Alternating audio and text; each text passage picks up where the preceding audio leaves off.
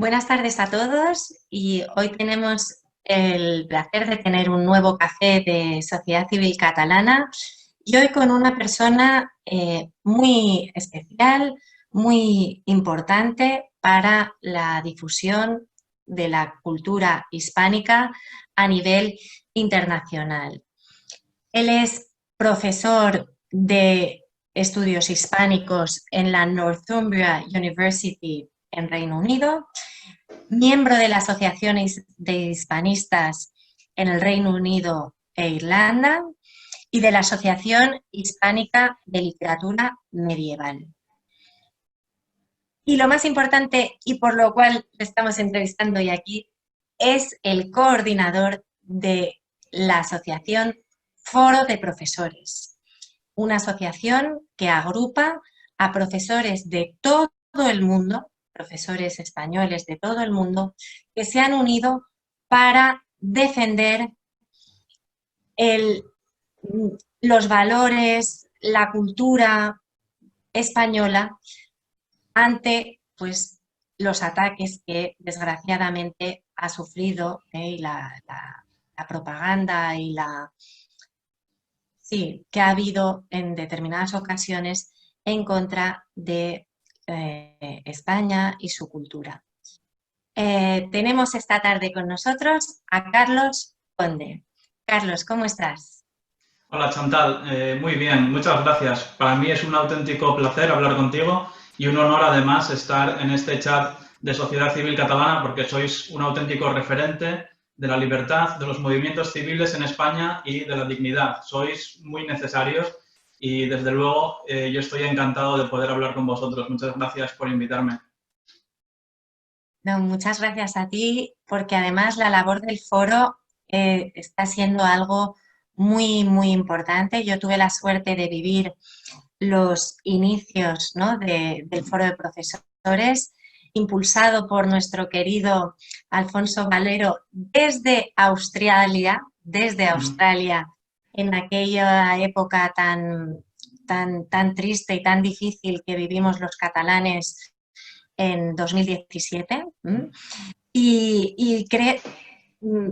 Corrígeme si me equivoco, pero creo que el origen del foro de profesores nace con el intento secesionista de unos dirigentes de aquí en Cataluña que nos cogieron a todos y creo que a los que estáis fuera pues aún más pasmados, ¿no?, de ver cómo una parte de España estaba a punto de separarse, ¿no? ¿Cómo viviste tú esa época? Sí, efectivamente, el origen del foro de profesores está en aquel octubre fatídico de 2017 y en Alfonso Valero Aguado, que es el fundador y el creador de este foro. Por aquel entonces él era profesor de Derecho en la Universidad de Nottingham-Trent, bastante cerca de donde yo estoy, y ahora está trabajando en Australia, Alfonso. Efectivamente, para los que estamos en el extranjero y sobre todo para los que trabajamos en el ámbito académico, es cierto que en cierto modo nos pilló de bastante sorpresa el ver cómo el relato que nosotros realmente considerábamos que era de una falta de credibilidad y un relato tan falso, el de los independentistas catalanes, que realmente no podría tener ese calado tan fuerte que en realidad tuvo en la prensa internacional y en el ámbito académico también. Entonces, yo recuerdo sentir mucha impotencia, porque por aquel entonces era coordinador de un grupo de un grupo de presión, de un grupo de activismo proeuropeo, a raíz del Brexit, ¿no?, del año anterior, que fue cuando parece que el mundo se empezó a volver loco. Y una de las cosas que más me llamaron la atención y que, desde luego, más me perturbaron fue ver cómo gente académicos, gente que estaba en general bastante bien informada de temas políticos, de temas internacionales, gente que está bien leída, simplemente aceptaba los argumentos de los independentistas catalanes de una manera prácticamente acrítica. Soy también coordinador de un sindicato académico aquí y circulaban peticiones pues, en favor de los presos políticos, en contra del Estado español opresor. Y yo, desde luego, de un día para otro, me encontré con una situación que yo, desde luego, no vislumbraba. Sí que es cierto que hay gente que lo vio venir, ¿no?, que vio venir la relativa inacción de los gobiernos españoles a la hora de defender la democracia española en el extranjero. Había un poco la idea de que con este tipo de cosas era mejor ni siquiera contestar, pero yo creo que el foro de profesores es muestra de que conviene hacer exactamente lo contrario, porque no hace falta ser un gran intelectual y no hace falta ser un profesor y no hace falta ser un gran filósofo para responder a la propaganda independentista. Todo lo que hay que hacer es responder a las falsedades con hechos. No hace falta hacer nada más. Y esto es, en cierto modo, lo que el foro de profesores lleva haciendo desde entonces.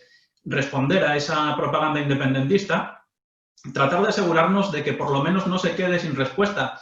Y creo que esto muchas veces es suficiente para que los independentistas catalanes, en particular, se lo piensen dos veces antes de emprender sus campañas. Esto pasó muy claramente, por ejemplo, con Carles Puigdemont, ¿no? que en su día hizo un tour de varias universidades a nivel internacional, pues vendiendo un poco su narrativa, ¿no? Totalmente falsaria y totalmente fuera de la realidad.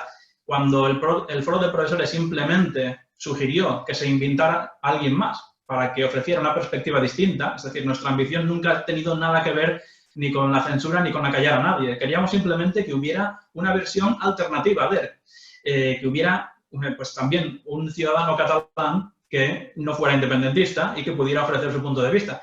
Esto era suficiente para que Carles Puigdemont cancelara sus conferencias. No le interesaba debatir, él solo quería pues que se le prestara a las universidades como, pues un poco como Así que a raíz de una acción, perdona, a raíz de una acción de foro de profesores que pidió sencillamente que hubiese pluralidad en la mesa, se canceló el acto.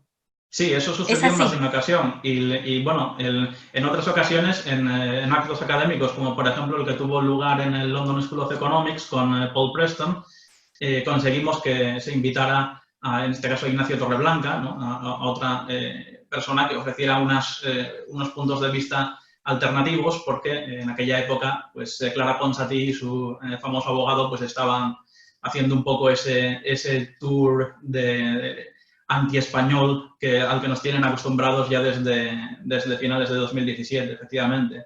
Entonces, efectivamente, el foro de profesores es una agrupación que yo creo que es muy, muy necesaria y para mí es un honor el coordinarla. Está llena de gente, de académicos, que para mí son auténticos ídolos académicos. Entonces, pues para mí es un gusto y es un placer diario el ver las iniciativas que tenéis y el tratar de que todo el mundo se sienta lo más a gusto posible, porque además es un lugar total y absolutamente transversal. Hay gente de todo tipo de ideologías, hombre, siempre dentro del... No hay independentistas, para que no nos vamos a engañar, pero en lo que es el espectro izquierda-derecha, pues es un grupo totalmente transversal.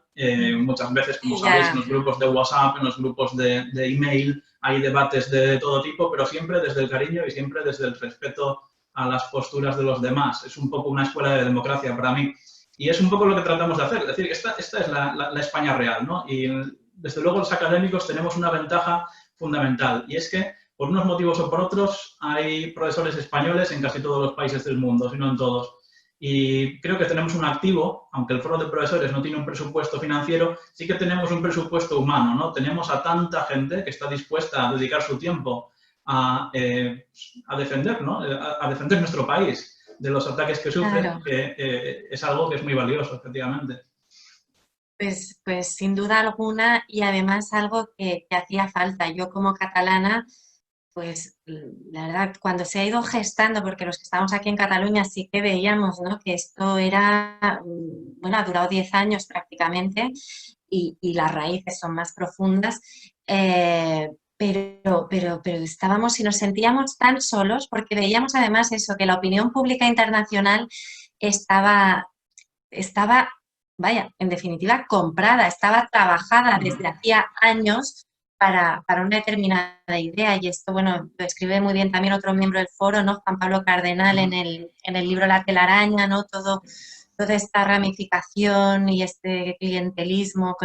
Y han hecho una acción. Entonces, yo estoy contigo, que esa teoría del laissez-faire, laissez-passer, no hagamos nada, no, yo creo que al contrario, hay que pasar a la acción. Y el foro de profesores es una buena muestra de que el procés, en cierto modo, también ha hecho nacer un impulso, la sociedad civil se ha articulado para combatir esto, pero sin ningún tipo de interés político ni económico ni nada, sencillamente casi por un tema, al menos yo hablo a nivel mío, es casi ya un tema sentimental y cultural, ¿no? Y me imagino que todos los que estáis fuera, ¿no? Como tú, pues aún te duele más que se metan con tu país. Y te quería preguntar sobre eso.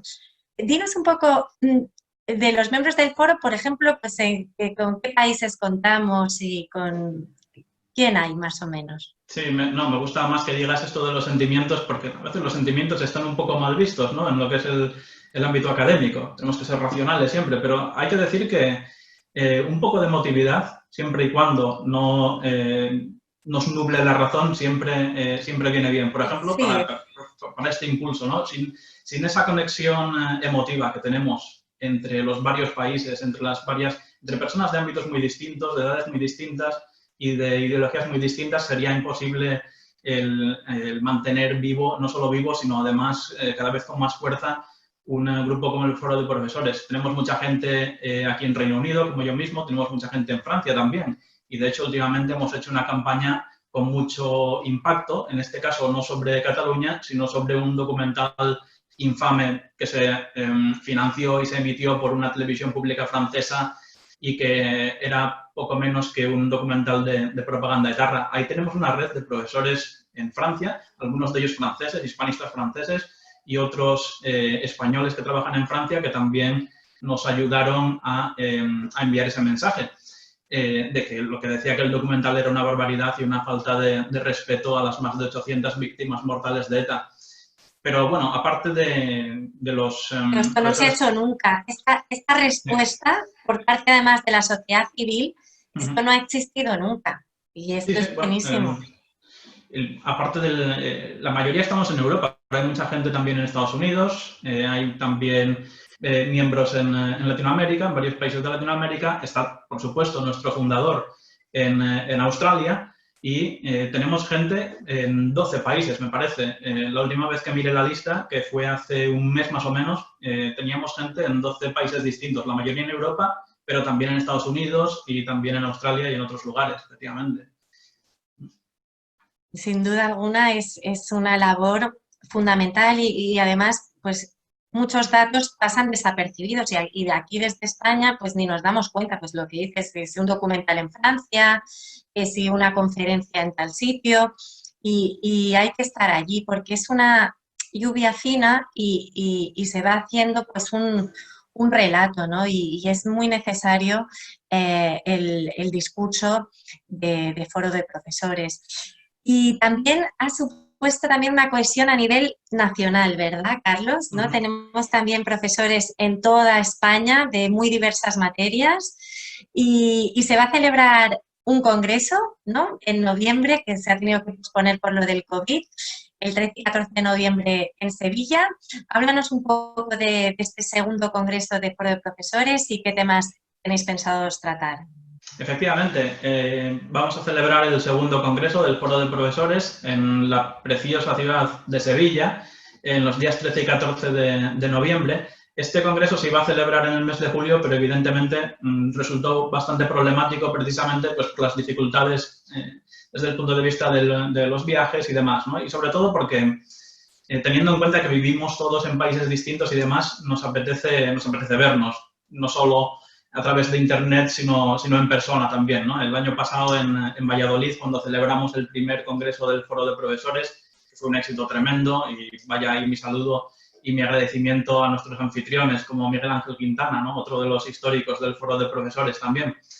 Pues la verdad es que disfrutamos mucho, porque nos encontramos con gente que compartía esa visión de nuestro país, esa defensa crítica de nuestro país. Es decir, nosotros no estamos aquí para hacer propaganda, ni somos España Global, ni somos un departamento del Ministerio de Exteriores, como se nos ha acusado alguna vez, sino que planteamos una defensa crítica de la democracia española, que es una democracia pues una de las 20 democracias plenas, ¿no? De acuerdo con el Economist y de acuerdo con la mayoría de indicadores objetivos, y que tiene sus fallos como todas, pero que merece desde luego un respeto y que no merece muchas veces la condescendencia con la cual se la trata desde ciertos ámbitos periodísticos y desde ciertos ámbitos académicos, ¿no? Para eso estamos. En Sevilla vamos a tratar de este tema y os puedo adelantar además un poco en primicia que uno de los asuntos que vamos a tratar está de bastante actualidad y va a ser el tema de la leyenda negra, el tema del estado de la cuestión.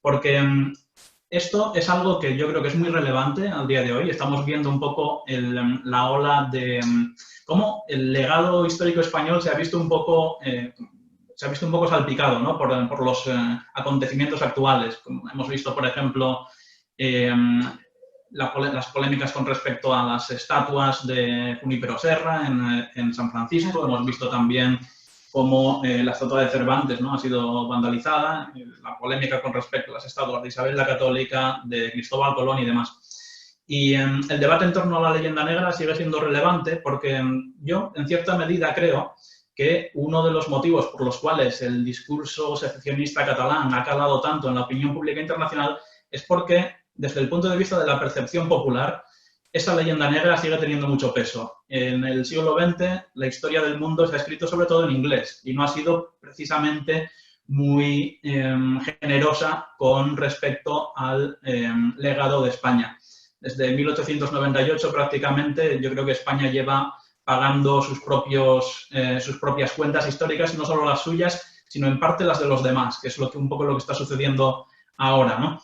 Entonces, en países como Estados Unidos, como el Reino Unido, en lo que es un poco la anglosfera, a pesar de que hay grandes hispanistas que han contribuido a deshacer la leyenda negra, sigue habiendo esa percepción popular un poco de la España negra, de la España atrasada y de la España pues, que ha venido pintando a lo largo de la época moderna lo que era en principio la propaganda protestante, ¿no? Desde el siglo XVI hasta prácticamente nuestros días. Entonces, en ese sentido, queremos invitar a profesores de México, profesores de Estados Unidos también, y tenemos varias ideas con respecto a este tema. Habrá paneles históricos, habrá paneles otra vez, como hubo el año pasado en Valladolid, de temas de derecho, por supuesto, y esperamos verte a ti, Chantal, y a toda la gente que hizo panel. Yo aprendí muchísimo el año pasado, casi todos los paneles fueron de derecho y me resultaron fascinantes. Habrá también de economía, ¿no? Ahí está uno de nuestros organizadores, José Manuel Cansino, de la Universidad de Sevilla, que también es un poco un historiador economista, interesantísimo siempre sus reflexiones que se pueden ver en el diario La Razón, por ejemplo. También está allí nuestro anfitrión Antonio Hermosa, filósofo. Es decir, hay gente de prácticamente todos los ámbitos académicos. Tenemos incluso en el comité de coordinación algunos científicos, ¿no? Como Marta Díez Castelnou, de la Universidad de San Andrews. Y hace una gran labor en el foro. Sí, hay de todo. Porque es eso. Es mucha gente escribiendo y hacía falta esa labor de recopilar, de sistematizar y de difundir, ¿eh? Así que desde aquí invitamos a todo el mundo, todos los profesores, a participar también en el foro, ¿eh? y a conocer pues su estructura y a participar, porque en realidad todo el mundo es bienvenido en el foro y se trata de eso, de hablar de España en todas esas facetas, en la jurídica, en la política, en la histórica, en la cultural. Y así que este Congreso de Sevilla va a ser muy importante y eso, combatir la leyenda negra que efectivamente está presente. Basta ver a veces una película de Hollywood y alguna cuña que han metido así y sin ninguna justificación. Y es lo que dices tú, ¿no? Que forma ya parte sobre todo en la cultura anglosajona. Y quería preguntarte también, porque tú que estás en Reino Unido y que has vivido también lo traumático que llegan a ser los referéndums y ahora que precisamente se cumplen 4 años de que el Brexit fue aprobado por un 51,89% de las personas que fueron a votar. ¿Cómo ves? ¿Cómo ves? ¿Qué consecuencias ves? ¿Cómo lo estáis viviendo ahora con además la pandemia que nos está azotando? ¿Qué ves? Bueno, es un poco la tormenta perfecta, ¿no?, a la que se enfrenta el Reino Unido. Parece mentira que sean 4 años, lo recuerdo como si fuera ayer, porque fue, yo creo que la primera vez que por un acontecimiento político me desperté realmente traumatizado. O sea, a pesar de que las encuestas apuntaban a que iba a estar bastante ajustado, yo, desde luego, no daba por descontado que fuera a ganar la opción de abandonar la Unión Europea. Y más, evidentemente, como alguien que se benefició del programa Erasmus en su día, como alguien que ha venido pues, enseñando y que ha venido compartiendo, ¿no?, unos valores y una materia académica con estudiantes de toda Europa, me resultaba una decisión tan sorprendente, tan anacrónica, tan contraproducente, que recuerdo levantarme aquel día realmente pues con un ánimo muy bajo, ¿no? Y recuerdo que aquello duró bastantes días. Era como si me hubiera despertado en un mundo diferente al que habíamos visto el día anterior. Por desgracia, esa sensación la hemos vivido varias veces desde entonces. Desde el octubre de 2017 hasta, para mucha gente también, el día de la elección de Donald Trump en Estados Unidos, ¿no? También fue una sorpresa bastante desagradable para muchos. Y hasta, evidentemente, la situación actual en la que nos encontramos, ¿no?, sin ningún tipo de precedente, al menos en lo que es nuestra memoria inmediata. El Brexit, bueno, fue un poco el pistoletazo de salida, ¿no?, de lo que es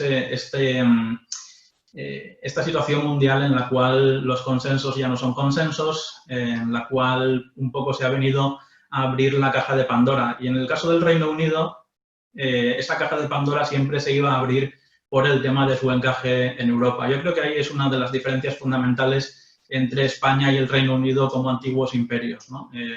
España, a partir de 1898, pues sufre una debacle total y absolutamente traumática, con lo que es la pérdida de los últimos vestigios del imperio, de Cuba, Puerto Rico, Filipinas, y España pasa varias décadas, prácticamente los 2 primeros tercios del siglo XX, en una situación en la cual es prácticamente una caricatura de sí misma, ¿no?, desde el punto de vista de su influencia global, desde el punto de vista de la calidad de vida de la gente, desde todos los puntos de vista.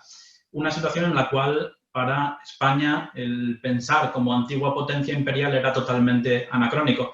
Sin embargo, el Reino Unido pues nunca se ha encontrado a gusto siendo uno más. El Reino Unido siempre ha tenido su carácter de excepcionalidad, ¿no? Siempre ha tenido su prurito de excepcionalidad, su mentalidad un tanto, a pesar de que es una nación muy abierta, y desde luego yo llegué aquí en la época de la Cool Britannia con Tony Blair y los chicos de Oasis en el número 10 de Downing Street, en una época en la que era una auténtica maravilla, era quizás el país más, el mejor país del mundo en aquella época, pero sí que siempre ha habido esa mentalidad un poco insular y esa falta de encaje de lo que es el Reino Unido con su Commonwealth, que es un auténtico eufemismo postimperial, y con esa falta de encaje dentro de lo que es Europa. Para España, el ser uno de los 28 en su momento, pues fue un auténtico éxito, ¿no? Ser una hermosa nación europea con su propia historia y que es una más, y que es una democracia más, eso para España fue un gran éxito. Para el Reino Unido siempre fue una especie de segundo plato. Ya no somos un imperio y encima ahora somos uno más con respecto a esta gente. Después está también la narrativa totalmente tóxica de la Segunda Guerra Mundial que hay en el Reino Unido. Se presenta al Reino Unido, se presenta a Churchill como los salvadores de Europa, ¿no? Y como un poco el país que detuvo a Hitler. Y muchas veces esta narrativa histórica, que desde el punto de vista de las percepciones populares está clarísima, está en todas partes, ha servido un poco como cortina de humo para el Reino Unido a la hora de reflexionar acerca de sus propias deudas imperiales, ¿no? Por eso, cuando ha surgido todo este movimiento ahora a raíz de la muerte de George Floyd en Minnesota, a mucha gente del Reino Unido le ha pillado un poco de improviso, ¿no? ¿Por qué está habiendo estas revueltas en el Reino Unido? ¿Por qué? ¿Qué tenemos nosotros que ver con todo esto? Y evidentemente todo lo que pasa en Estados Unidos tiene su influencia en el Reino Unido. El Reino Unido es prácticamente hoy en día un estado más de los Estados Unidos desde ese punto de vista. Y evidentemente, cuando hablamos de la historia de la esclavitud y cuando hablamos de la historia de las personas de raza negra en Estados Unidos, pues evidentemente hay que mirar al Reino Unido y hay que mirar a la trata de esclavos y hay que mirar a cómo mucha gente que hasta ahora su papel no había sido cuestionado, hizo su fortuna en precisamente esa trata de esclavos, ¿no? Y en ese tipo de... Pero entonces, Carlos, tú que vives allí, ¿tú crees que si ahora volviera a votarse el Brexit, volvería a haber esa misma ratio del 51% que votaría que sí?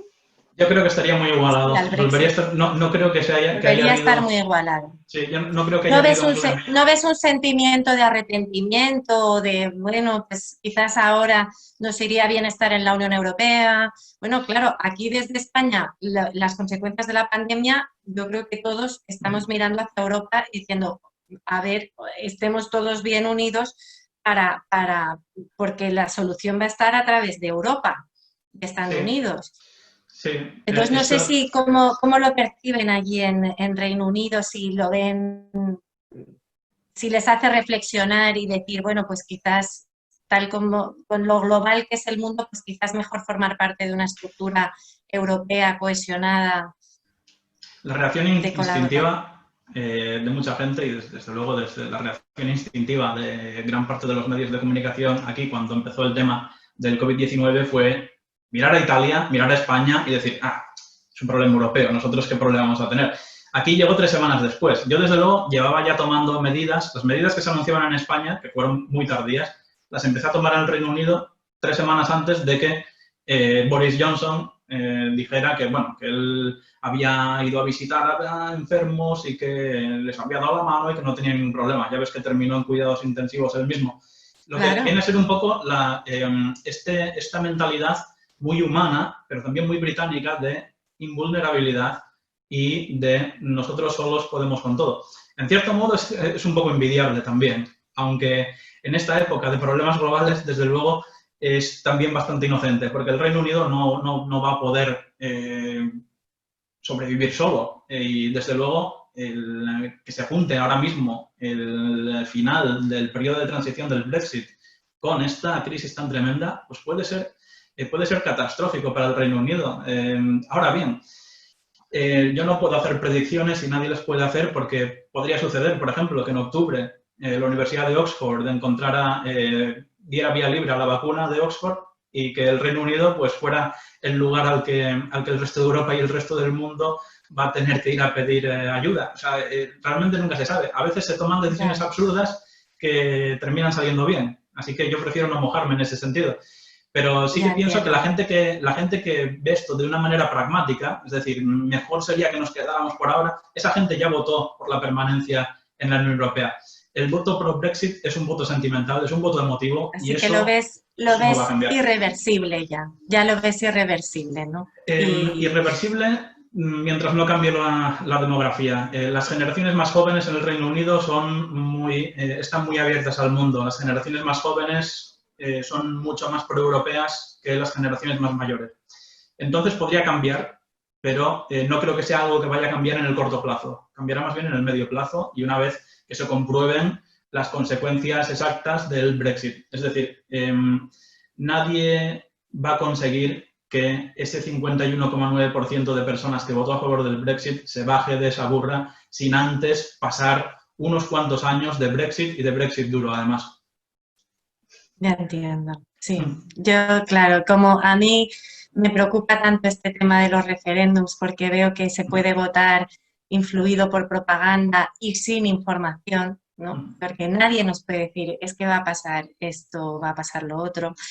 Y claro, yo al menos pediría mayorías cualificadas para cualquier referéndum. Bueno, en el Como caso del aquí en Reino Unido, Cataluña, pues es lo que una parte pretende, y yo considero que es algo demasiado traumático y que no corresponde a a la realidad si no hay una mayoría cualificada. Igual, bueno, yo como soy de derecho, si en una comunidad de propietarios para las decisiones trascendentales, pues hace falta una mayoría cualificada, lo dice la propia ley. Bueno, pues Carlos, te agradezco muchísimo que hayas estado con nosotros allí desde Newcastle y muchísimas gracias por la labor que hacéis desde el foro. Animamos a todo el mundo a participar y a apuntarse al foro de profesores y espero que podamos seguir colaborando, ¿no? Todas las asociaciones cívicas, pues eso, por el bien de la sociedad y por tener una sociedad mejor, más culta y más unida. Un abrazo muy fuerte, Carlos. Muchísimas gracias, Adiós. Chantal. Y de paso también quería decir que la gente que quiera saber un poco más acerca del foro de profesores, simplemente lo pones en Google y tenemos ya página de Wikipedia aprobada, así que ahí tenéis una lista ¡Qué de nuestras bien! campañas y tenemos también nuestra página web en la cual tenéis el boletín, veis la gente que escribe en prensa y en sus blogs y demás. Y bueno, y el que quiera ponerse en contacto con nosotros, ahí tiene una dirección de correo también para unirse, porque estamos constantemente creciendo y, sobre todo, los compañeros en Cataluña, los compañeros en Baleares, compañeros en toda España que se unan, porque además de ser una asociación en la cual hacemos cosas importantes, nos llevamos muy bien y se hacen muchos amigos, además. Así que... Eso es verdad. Doy fe, doy fe. Así que eso. Muchas gracias, Chantal. Un abrazo muy fuerte, Carlos. Hasta A ti. pronto. Hasta luego.